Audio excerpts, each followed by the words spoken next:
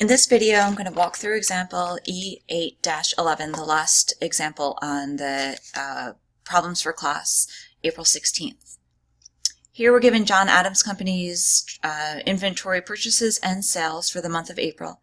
Part A says assuming the periodic inventory records are kept in units only, that units only doesn't matter, just assume it's a periodic method. Compute the inventory at April 30th, so we're trying to calculate ending inventory under the periodic method. And in part 1, we are using the LIFO method, LIFO periodic method, to find ending inventory. So LIFO assumes that the most recent purchases were what was sold. So in that case, our ending inventory is going to consist of the earliest purchases. First thing that I want to do is figure out how many units are in ending inventory. So if the units available for sale were 5,300, I'll just say AFS for available for sale, and 4,600 units were sold.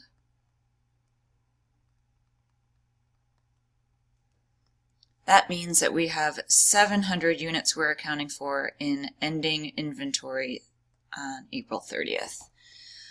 All right, so starting with the LIFO method, we're looking for what's in ending inventory is our earliest purchases, because the most recent purchases were sold.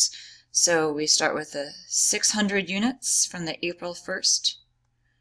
April 1st, that's our beginning balance. 600 units times $6 per unit, so our first inventory layer is worth 3,600. And we're trying to get to 700 units. The next earliest purchase was on April 4th. We want just 100 units of that. Where did the other 1,400 units go? Those were sold. So our total value of ending inventory is $4,208. This is ending inventory using the LIFO periodic method. Part 2 asks us to calculate the ending inventory periodic method, but this time using the average cost. So the average cost method, what we need to do is find the cost of the goods that are available for sale, divide that by the number of units available for sale, and that's going to give us the cost per unit. To calculate the cost of goods available for sale, I need to figure out what is the total cost of each one of my inventory layers. The beginning inventory, 600 units times $6 per unit, 3,600. The purchase on April 4th of 1,500 units at 608 was 91.20. 800 units times $6.40, 51.20. The next inventory layer, hard to write small here, 1,200 units times $6.50 per unit, that was worth 7,800. Next we have 700 units times $7.60, that cost 46.20.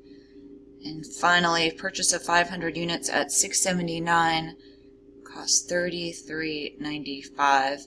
So the cost of all of these goods that were available to be sold in the period is $33,655.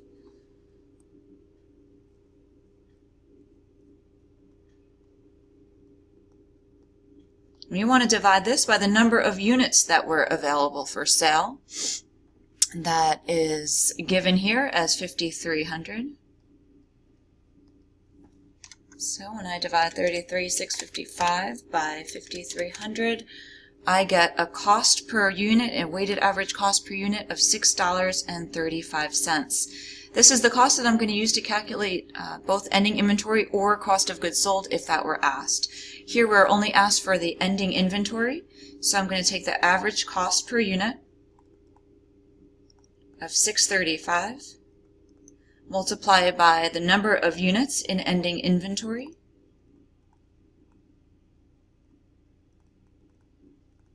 which is 700. And I am going to get the cost of ending inventory using the average cost method, $4,445. So that is the answers to part A. Next we're going to part B. Says assuming that the perpetual inventory records are kept in dollars, all we need to know here is that there's perpetual inventory method is used. Determine the inventory under FIFO and LIFO. All right, so again, ending inventory. Let's go here to my next page, set up with the information that we need. So part B, this is find ending inventory under the perpetual method. First part says use the FIFO cost flow method. Well, under FIFO, perpetual equals periodic. There is no difference. So we have the 700 units in ending inventory. The costs are from the most recent purchases. So from the April 29th purchase of 500 units times $6.79, $33.95. And then we go upwards to April 21st. We're counting for 700 units, so we take 200 out of that April 21st purchase. Why are we doing that? Well, we assumed every time we had to sell, all of the earliest inventory we assume we sold first. So what's in ending inventory? The most recent purchases. These were each at a cost of $660, $13.20. So my ending inventory under the FIFO perpetual method is 4,715. B, find the ending inventory using the perpetual method. Using the LIFO method. This one we have to do a little bit of work here. So we want to know what was not sold. We know the most recent inventory to come in, most recent purchases, were the first ones to be sold, and we're trying to calculate our ending inventory. This is the perpetual method. So every time we have a sale, we're looking at what is the most recent purchase that would be sold. So we are going to start with the beginning, April 1st beginning inventory. 600 units were purchased, but 500 of those were sold. So we have 100 units at a cost of $6 per unit, or 600.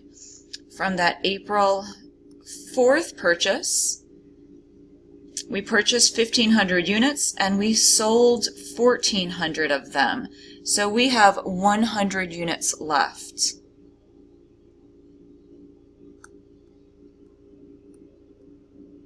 That were not sold, sitting in ending inventory.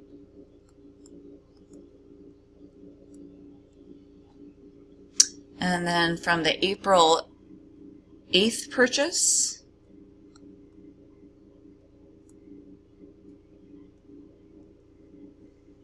April 8th purchase, we purchased 800 units. We sold only 600 of them. So those 200 units must be sitting in ending inventory at a cost of $640 each.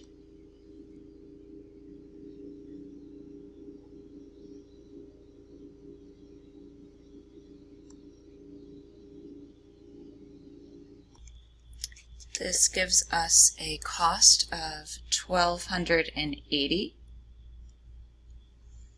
On April 13th, the company purchased 1,200 units, but then sold all 1,200 of those units on April 23rd.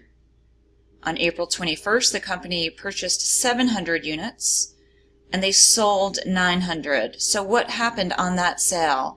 Well, the company sold the most recent purchases, all of these 700.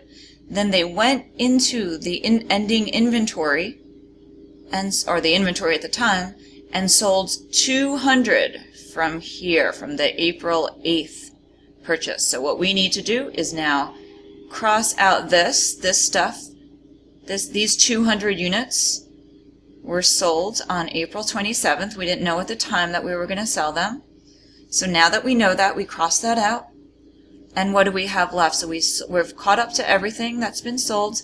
And what's left in ending inventory? This purchase on April 29th. We still have the 100 from April 1st, the 100 from April 4th, and now we are accounting for the 500 from April 29th's purchase at $6.79. 3395. Let's just make sure we've accounted for 500, 600, 700 units that were sold.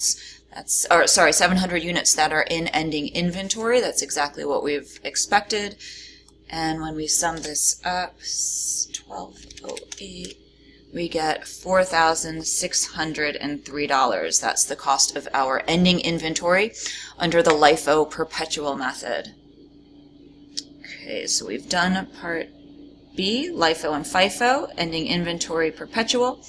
Part C says compute cost of goods sold, assuming the periodic inventory method and using FIFO. All right, so far we have done ending inventory using FIFO. Now we're looking for the cost of goods sold under the FIFO method. Scroll down to another page. C. Once again, we want our cost of goods sold, periodic FIFO method. A shortcut way to answer this is we know from part A, we calculated our cost of goods available for sale. We were doing the weighted average. That was 33,655. And from part B, first requirement, we calculated the ending inventory under FIFO. We said perpetual is the same as periodic. So from part B, requirement 1 was 4,715. So from that, we know that the cost of goods sold has to be the difference of 2,890. How about if we don't take the shortcut method and we want to solve out the cost of goods sold under periodic FIFO? Well, we're saying the first units in are the first one sold. So we will look through, we are trying to account for sales of 4,600 units, as we said earlier. And we start accounting for them from the beginning inventory. So we would start from 600 times $6 per unit. Then we would sell 1,500 at 608. And then we'd account for 800 times 640. As I start going along, I start to keep track of how many units have I accounted for so far. So 1,400 plus 1,500, I've counted for 2,900. So I'm going to keep going into that next inventory layer. 1,200, I'm still not up to my 4,600 yet, times 650, 7,800. And now I have accounted for 4,100. I need, of that last inventory layer, I'm going to count, I sold the 500 here and then 200 from there. So I have 500 remaining from that April 21st purchase. That's $6.60. Works out to be 3,300, and I add all this up. These are the dollars, these are the number of units. I've now accounted for 4,600 units, and my total cost of goods sold using the FIFO method is 28,940, and I see that that checks, so I am happy. Finishing up this problem, part D says, in an inflationary period, which inventory method, FIFO, LIFO, or the average cost, will show the highest income? So what does inflationary mean? Inflationary, as you know, means at the time where prices are rising over time.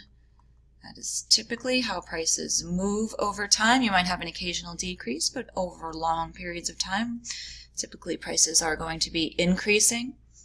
So let's go down here. When prices are increasing,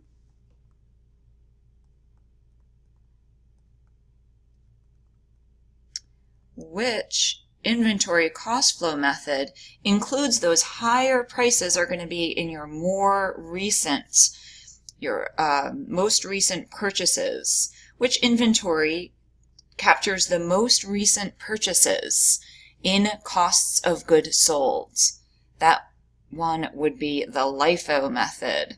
LIFO gives the highest cost of goods sold because we're saying the most recent purchases are sold first. The most recent purchases were those most expensive ones.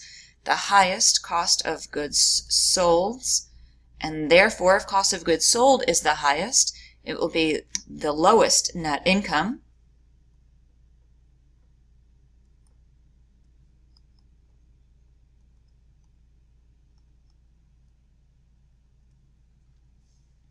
FIFO will give the lowest. FIFO says those first items in, the cheapest ones, we bought them a long time ago as before prices continue to increase. Those costs are going into cost of goods sold. FIFO gives the lowest cost of goods sold because those older and lower costs are in cost of goods sold, and therefore the highest net income. And the weighted average method would be in between these two.